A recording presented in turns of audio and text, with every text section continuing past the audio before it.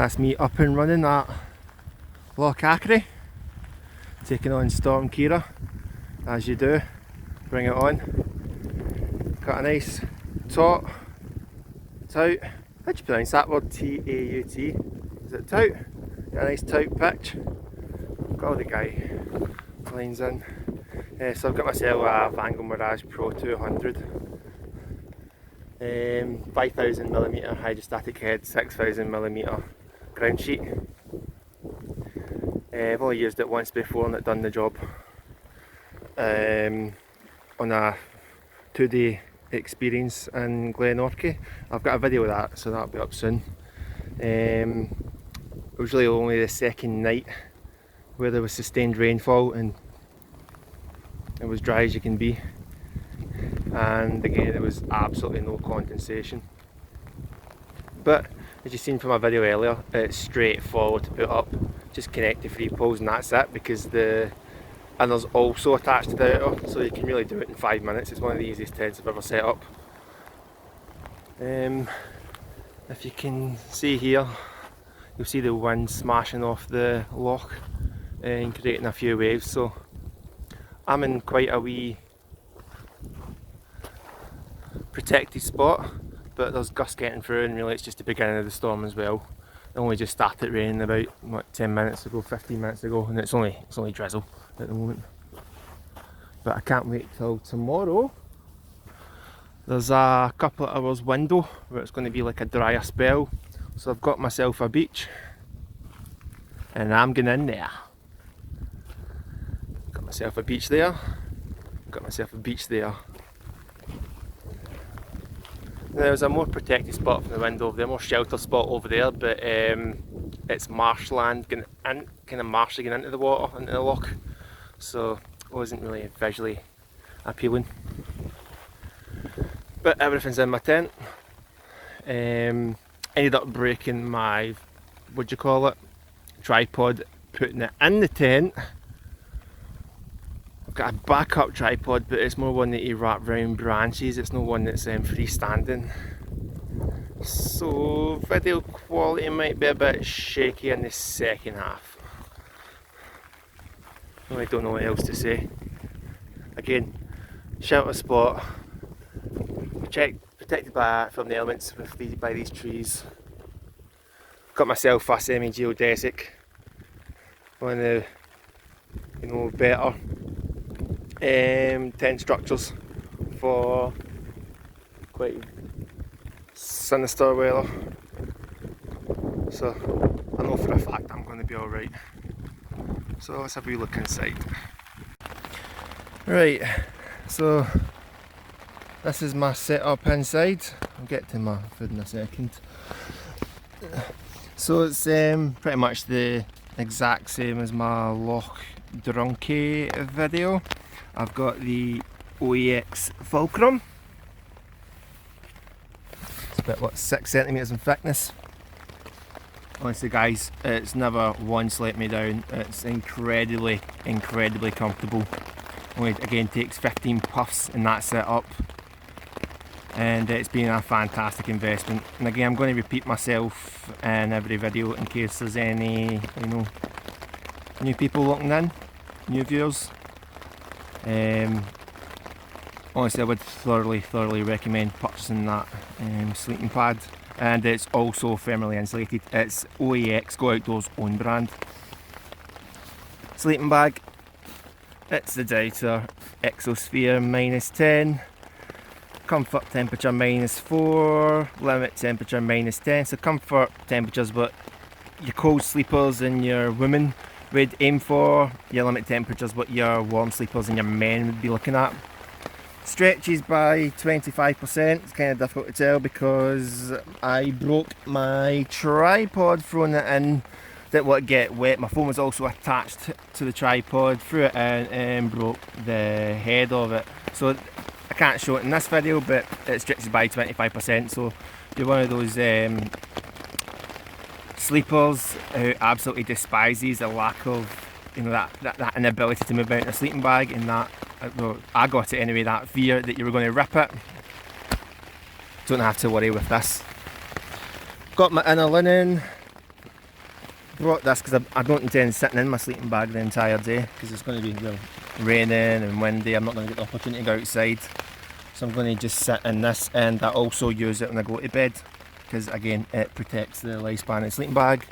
I brought my OEX pillow, and I've got my inflatable pillow from Amazon with that's supposed to encourage the pillow to stick to the bed and not slip off. I don't know, anti-slip properties or something like that, but on the 3 occasions that I've used it, it slipped off. So, but apart from that, it is a comfortable little pillow, and that'll be there for the insulation properties. So I think that's my sleeping set-up system. I brought 2 books with me. Ben Goldacre, Bad Science. It's effectively dismantling pseudoscientific beliefs, and the definitive book of body language. Pretty much self-explanatory. I've not yet read that one. It's an absolute masterpiece. Not yet read that one, but I'm looking forward to it. I've read something similar from an FBI agent. Can't remember his name, but it's always interesting that once you've read a book on body language, you then start to like watch what other people do, and it sort of kind of connects you to that person a bit more. 10,000 milliamps power banks are measured in, sitting right there. That'll get me through the evening, and one of the best purchases so far. The quality from this is utterly outstanding, and it's only £28. It's waterproof. It's got high quality speakers, very little distortion even when loud, and it's got a lifespan of like 22 hours. I would thoroughly recommend, if you purchasing this, you'd find it on Amazon. If you guys like going for a trek and you want to listen to your music and you want something lightweight and high quality, this. Just stuffed random stuff in there, like bags that I'm no longer using. Dinner. So dinner's going to be spicy tomato soup with some rice. Always have a barbecue no matter what. It's going to be quite tricky in this weather, but I've got my Vivida plant burger and a vegan burger from Aldi's, I think. If you're not vegetarian or vegan, I'm vegetarian myself, and you're wondering what these taste like, honestly, it's the closest things you'll get to meat. Some of them can be incredibly meaty tasting, especially the Vera stuff. It's better than corn. Really, anything's better than corn. Even Tesco's own brand, their own vegetarian vegan stuff's actually really, really good and significantly better than corn. I need something to taste my mouth. I can't drink water the entire day. I do drink a lot of water, but I also need something to taste my mouth. And there's my rolls from my barbecue later on. And for breakfast, Bombay potatoes with coconut rice. And I think a wee snack in between. There's some naked noodle soup. I've not brought my jet boil. I want to preserve that. I want to prolong its lifespan. So I brought my OEX stove. Quite compact. And my pots. Accidentally switched my video off there halfway through recording. Let's see what else we got. Got my beers. I like my Koppberg strawberry lime. Again, it tastes my mouth. Coors Light in there. I do apologise. My German's not the greatest. Failed. No, what? Not even going to attempt that. Yep, that's a rogue Easter egg because I'm a big boy and I still love Easter. And this might spark a bit of debate, but is it me or do Cadbury's Easter eggs taste completely, entirely different to Cadbury's chocolate bars? Hit me up, tell me what you think. Let's go to war with this. Brought wood. Tells you on the website. The outdoor access code. Bring your own wood. Don't chop a tree down. Don't use dead wood because small animals and insects use dead wood for their habitat. So I think that's about it, guys. I got a wee table over there. You know what? Let's bring a bit of glamping to wild camping. And as you can see, Oh well, as you can hear, the rain's hitting off the tent, and that is the most therapeutic. This is what I love about wild camping. I would happily just sit in a tent and listen to the rain just smash off it. Although I'm not entirely keen on the wind, but I reckon I'll be alright. So, I'm trying to give you an idea what it's like in the inside space wise, but yeah, you can get 2 people in here. You can just about get your bags in as well, but there is a vestibule where you can put the bags. The downside to the vestibule is there is no ground sheets. I had to buy my own lightweight ground sheet. So Vango, you want to explain that one? Why is there no ground sheet? Every wild camper's wet dream. Plenty of space. So now I'm just going to sit and chill, guys. Storm Ciara has just about set in. It's been raining for about an hour now. And I think the most intense period is between now and the next couple of hours for tonight, and that should be gone by the time the worst of it appears tomorrow afternoon.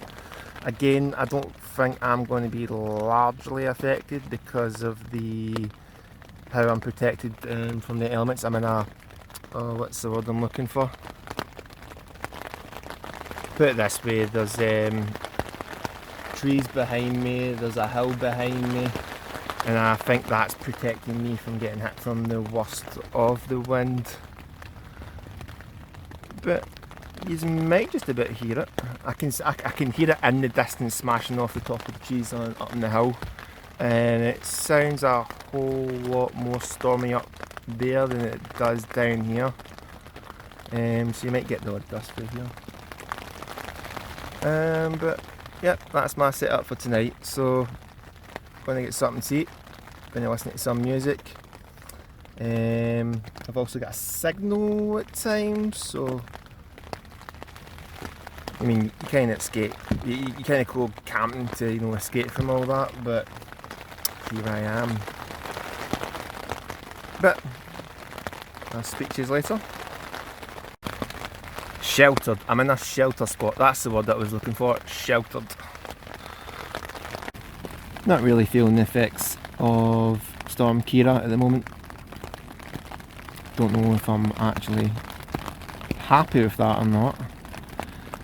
I was hoping to test the tent, push it to its limits. But again, this sheltered spot's protecting me from the worst of the wind.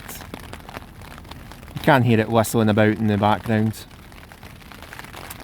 Well, at the top of the trees, up at the back of that hill. Oh, get a little gust there.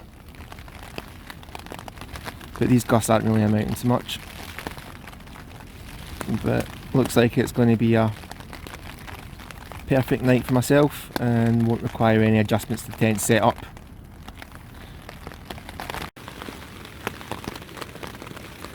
The rain's picked up a bit. Still a very soothing sound it is making.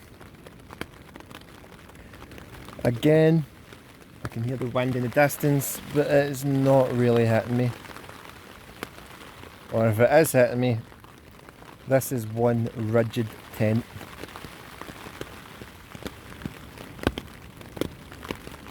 Really hoping I get some sustained gusts just to see what it's like. But we all know what a semi-geodesic is like. It's an incredibly reliable type of design. Plus it's Vango. They're a reputable brand known for products that are incredibly consistent and reliable. Now I need to go outside to do my business, and I'm not looking forward to it. Really gutted I never brought my tarp, because my tarp would have survived in this weather no problem whatsoever. I mean, I could have put the tarp at the end of the vestibule or at the side of my tent and got a wee fire going. But you know what, I might just still get a wee fire going. Wish me all the best.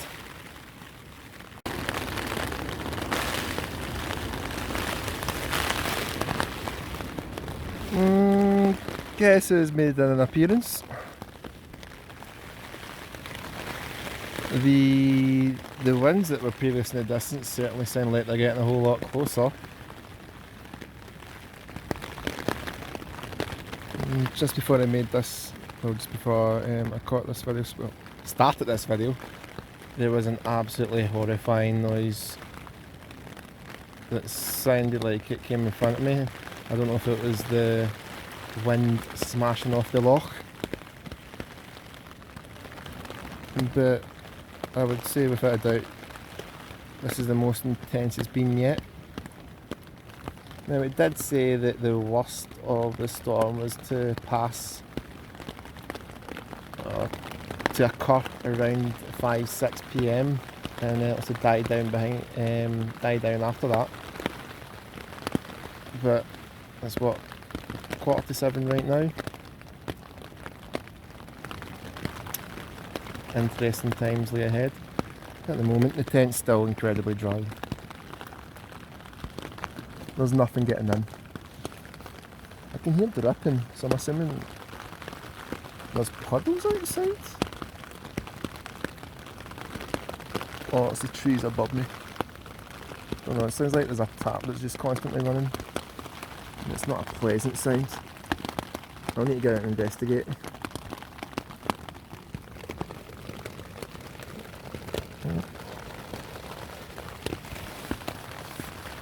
Completely dry. Was that a wet sponge?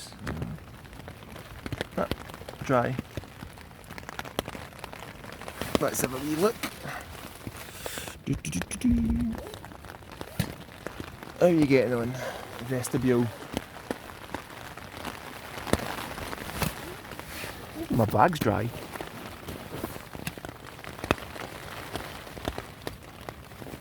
Nothing's really getting in. Bits are dry. It's obviously wet with the down sheets not covering.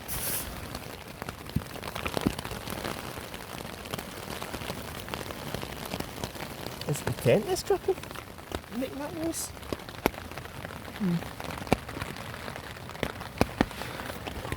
Okay, let's go guys, let's zip it up. Here goes. Don't blow in my face, Ciara. Oh, don't.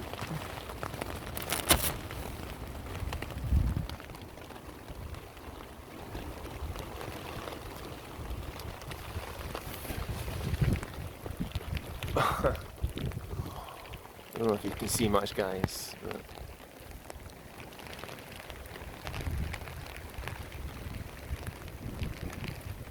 you can see it's absolutely pouring.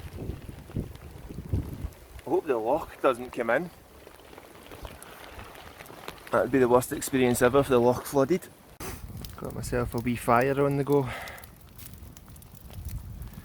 I've got wood, so I may as well burn it. What am I going to have for my dinner? Again, it's a spicy tomato soup with basmati rice. So I've filled the pot with the loch water. I'm going to boil that bag to soften the rice. Quickly wash out the pot. Stick the soup in. Once the soup's boiled, put the rice in. The weather's died down in the past 5 minutes. It was absolutely intense.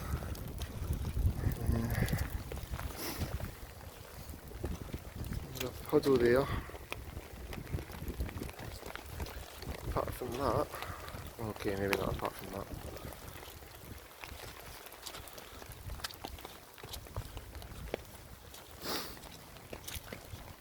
Doesn't seem to be any nasty. Well, we're about to find out how reliable the ground sheet is. As you can see, the tent's taking like a champ. Thank God it's a freestanding tent. Yeah, if it ends up flooding, I'm going to get wet, some of my gear's going to get wet, but at least I'll be able to move the tent easily. Okay, I need to take the guy ropes, take the pegs out, and that did take a good 15 minutes to get them in. The ground's not that hard, but you need to batter it with a rock. And before you know it, your hands are bleeding.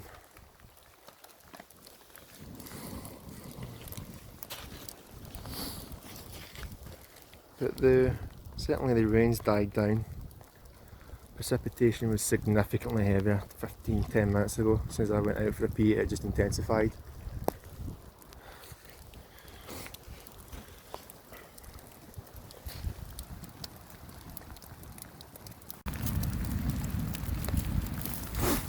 It's only what?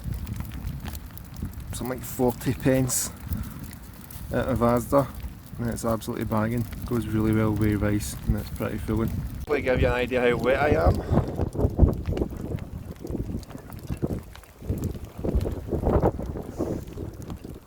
I'm hoping I'm dry underneath. I mean, I spent a bit on this equipment. It's OEX's own waterproof trousers, waterproof jacket. Can't remember what they're called, but the trousers were what, £45, and the jacket was the same. But we'll find out once we get back to tent how dry I am.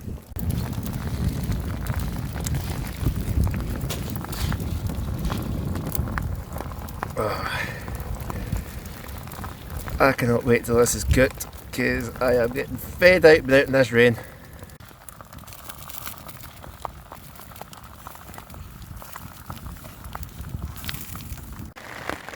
Well, I can 100% confirm that was an unpleasant and wet experience, but I've finally got my dinner. Again, it's the spicy tomato soup with lentils and rice. I would say that's an ideal camping meal.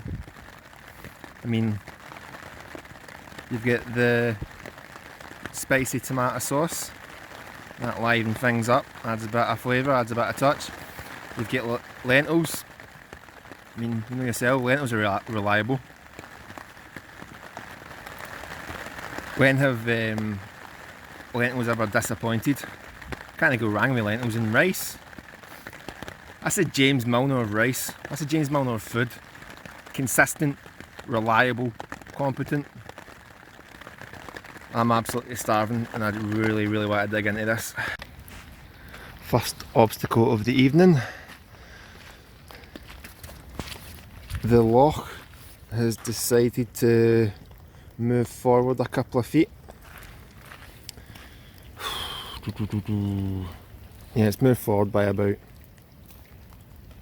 3 or 4 feet, I'd say. And it's only what, 3-4 feet from the tent, so I'm going to need to move it backwards. The joys of a freestanding tent. Thank God I never brought my tunnel tent, so I'm going to need to push it back probably to about here. There's a tent there. Should be fine if I push it back, what, 10 feet. Got a little fire going while I'm out here. Once I'm done moving that, I'm going to get as much heat into my body as possible along with some food before I go to sleep. Time for a barbecue. And to make matters worse, it's getting closer.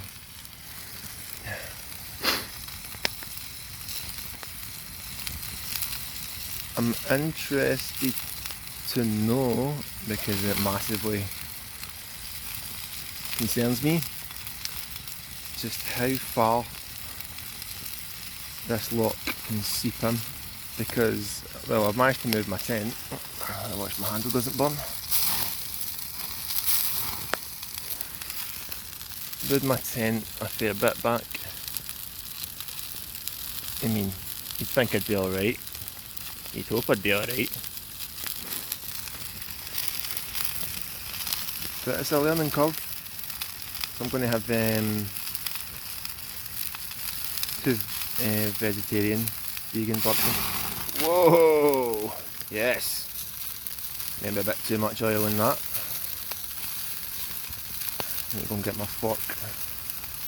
Now I've got to turn it.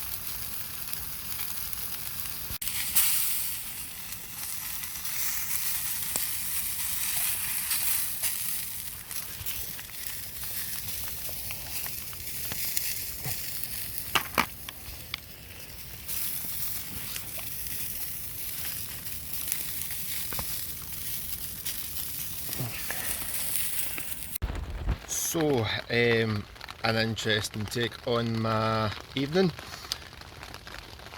As you can probably tell from the previous videos, the loch is flooding. Where I previously pitched my tent is no more. I've actually moved it for the second time. I said I've moved it further back and higher up onto one of those, you see them on the permanent campsites, it's like these raised surfaces. I put the tent on that, so I'm hoping that should do the trick. I'm hoping the area won't be like completely flooded. And I've also lost my sock, so I'm a sock down. My dry gear, not dry anymore. Whilst moving the tent, my high gear backpack, it's not waterproof. No, it's got a waterproof cover. I never thought to put it on. I was too busy trying to get the tent pitched back in a safer place and then pegged in, and then along with getting fed, because you need fuel before you go to bed, that'll keep you warmer. But I don't actually have any warm equipment or warm clothing. Do I feel like embarrassed, humiliated? Nah. For some odd reason, I really do enjoy being in situations like this. The rain started again. There's absolutely no wind. As you can hear, there's no wind whatsoever, although there's supposed to be, I don't know if it's still Ciara. Was Ciara the first storm or the second storm, or was she both storms? Anyway, the winds to pick up again round about 5-6 o'clock in the morning, right through to about 9 or 12. I've just realised that I struggle to make eye contact with people in person, and now I'm struggling to make eye contact with people via my video. Get off the spectrum. Don't know what else to say. It's what, about 11:30. You know something, I don't think I'm actually struggling to make eye contact because there's people watching over there. I think I'm struggling to make eye contact because the light's right in my eyes. It's about 7 o'clock in the morning. Still absolutely pouring. As you can see, incredibly dry in the tent. But if you look at the top, I don't know if that's condensation or if it is rain that's starting to come through, but no, a few drops on the sleeping bag, but it's not really amounting to anything. Thank God I've got a synthetic sleeping bag that continues to insulate when wet.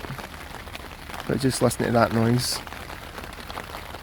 brilliant to wake up to. I've had a look outside. The loch hasn't came any further in, so I should be alright for the remainder of the camping experience and the remainder of my sleep.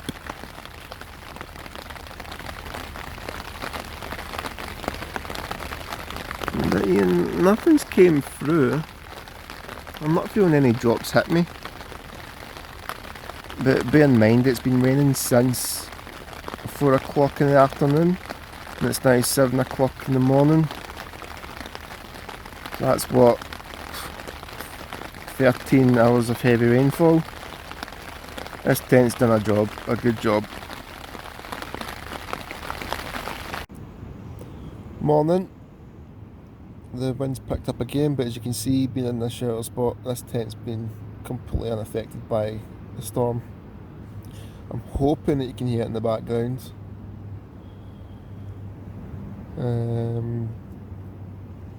But yeah, the rain stopped about, I'm guessing about an hour ago.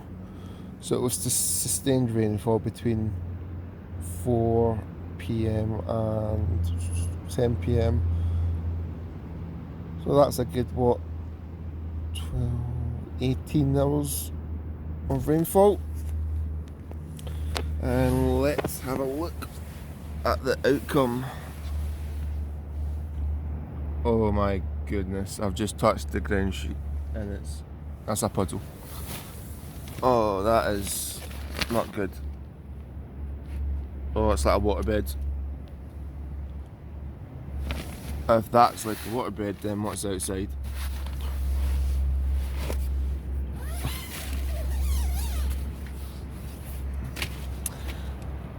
Oh dear, that is not good.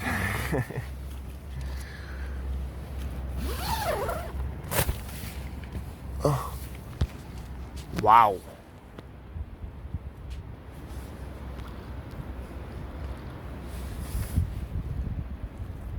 Incredible. And I need to get out. I was not anticipating that. For some odd reason the tents were dry. Oh my goodness. Oh my. This is brilliant. Again, surprisingly, the tent is dry. Nothing's getting in. Having an absolute semi life here. Would thoroughly recommend. There you go guys, a bird's eye view of the disaster zone. I've got a gentleman assisting me. I'll find out his name in a second. If you've got an idea how deep the water is. Yep. It's deeper over there in the marshland. The gentleman's name's Davy. Again, the only thing that was wet was my backpack and my waterproof boots and my waterproof trousers. All my stuff was inside the tent, and look at that. Absolutely dry. Rain never got through, first lock never got through, nothing got through. So guys, if you're looking for a good waterproof tent, it's the Van Gogh Mirage. Outstanding work. Now to get the rest of this packed away.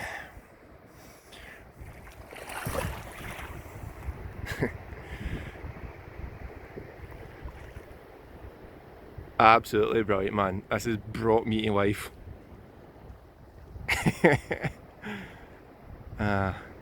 Again, I wish I was getting better shots, still videos, but one, my tripod's broken, two, I've got priorities. I see a man there, Davey, said that it was fine up until what? You last checked about 10 o'clock? Yeah. And the loch was, what?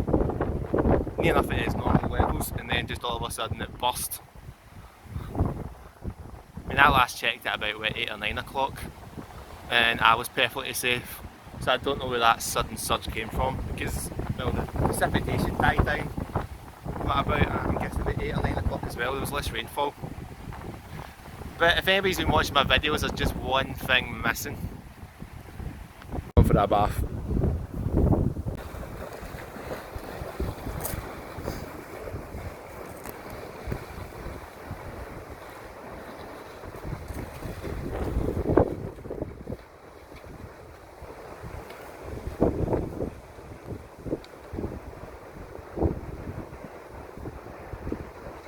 That's it, collect your beers first.